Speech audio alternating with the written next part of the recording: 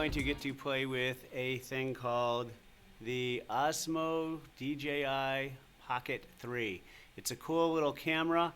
It has a very impressive sensor, which is the part inside the camera that actually catches the light and takes the video. It's got this tiny little screen here. It's small and handheld. In fact, here it is. If you ask your teacher, they'll give it to you. It fits in this little thing here, and when I take it out and I turn this screen sideways, that's how you turn it on. And watch, this little guy here turns around. And this thing here, I think you can see, it tilts and moves as I move my hand. That is called a gimbal, and it's the kind of thing that only Hollywood movie cameras had until not too many years ago.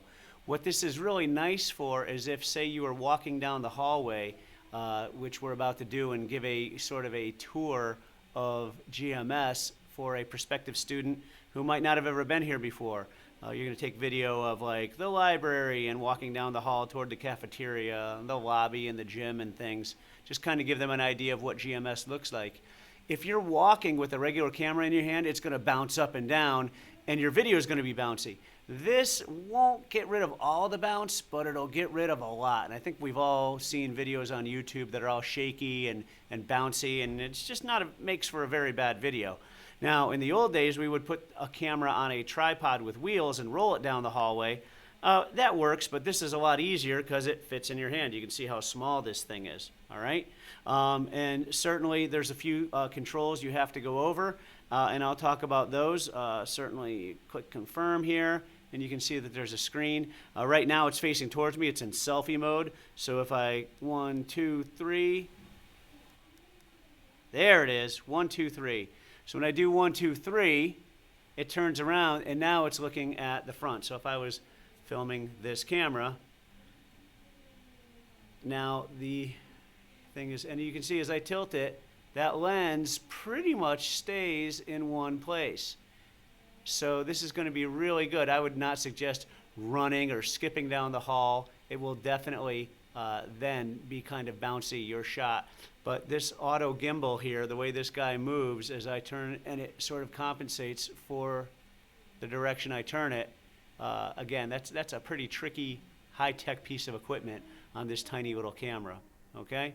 Now, on the back here, you can see there's a record button that you would push, and you would start walking down.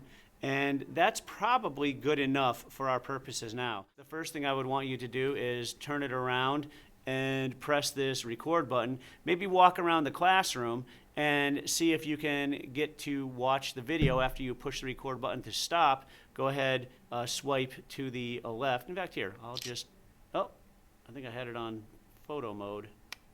Pull it over here. Yep, that was a photo. I can delete that. Confirm. Let's see, how do I get to video mode again? Okay, so down here in the corner, there's a little picture of a camera. I don't know if you can see that right there, that little camera. If I push that, I was in photo mode. I want to, video, that's what I want right there. It says video. So now I'm in video mode. Okay, so that was a little confusing. I don't know why it was in camera mode. Push the record button, and you can see the little numbers going there. You can see the red light. And as I move this camera around and auto gimbal it, I'll turn it around and look at my ugly mug, and then turn it around. And then when I push the record button again, you should see these numbers here in the corner. Stop. And if I swoop over from the side, and you can see the little numbers going there. There's my video. Red light.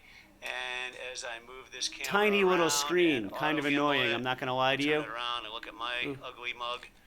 And then but turn it around, that's how you can double check and make sure that it's working. Again, you should see these numbers here in the corner. So, do a little test run in the classroom and make sure that it's working. And then